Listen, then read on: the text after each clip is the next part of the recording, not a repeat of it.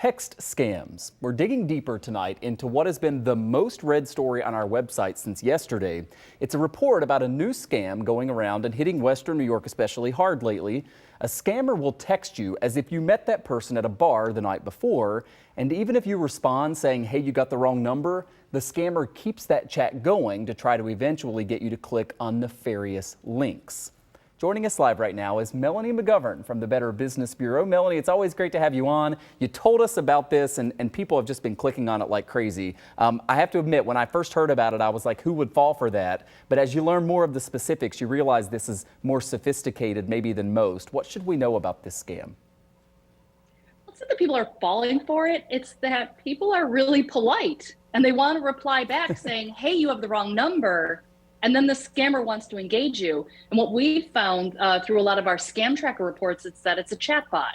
So even if you just write back wrong number, it's still going to start talking to you, asking you questions. We've had a few cases where people got more photos and some of them were explicit. So it's just really important, if you do get this text, just delete it and block the number. Do not engage with it. We always think when we talk about these scams, you know, how do you protect yourself from something like this? I know that there are a lot of programs out there, some you can pay for, some that are free in terms of trying to, avoid getting these, scam text messages or scam calls. What are some of the best practices we should maybe be aware of? Well, it's interesting because I got this message on Friday. One of my coworkers who lives in Albany got it over the weekend as well. So it's just a very pervasive text. Scammers know that text messages are open 95% of the time. That's why they've been using them so much. So again, if you don't recognize a number, just delete it, swipe it, delete it, get rid of it.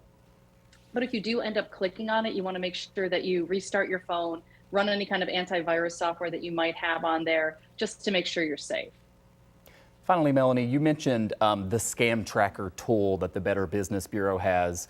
I imagine that it stays quite busy because it seems like there's a new kind of scam popping up all the time. How does that work, and how do you kind of stay up to date as these things are just kind of constantly evolving and new scams are coming out all the time? Yeah, so if you go to our website, bbb.org, at the top is the scam tracker. When you open that link, there's a big red button that says report a scam. And then what we want is all of the details you have. Even if you have pictures, everything like that, send it over to us. We have a team that vets the scam, just as we vet businesses, we vet all the scams to make sure that they are scams. And then they get posted to the website. There's an interactive map that you can click on to see your area. But it's interesting, since you guys ran the story yesterday, we received over 20 reports just this afternoon about this scam. And it seems that the number that is texting is either a 716 or a 315 area code. So and we're getting reports from outside of our area as well because of those area codes. So it's just really important for us to get that information so that we can in turn issue an alert to you guys, and you can let everybody else know so that people are aware of it and they know, hey, don't click on that link, don't reply, just let it go.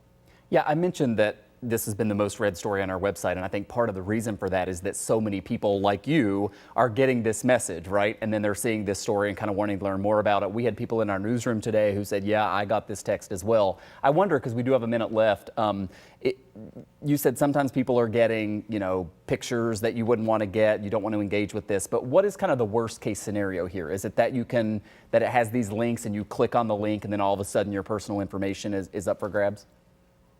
Well, one of the iterations, the early iteration of this scam was, it was encouraging people, not using the, hey, I met you at a bar last night, but it was more of a solicitation like, hey, if you like my photo, click on this link. And then all of a sudden you're down some weird rabbit hole on the internet and they could steal your information if you agree to sign up for a website or a service.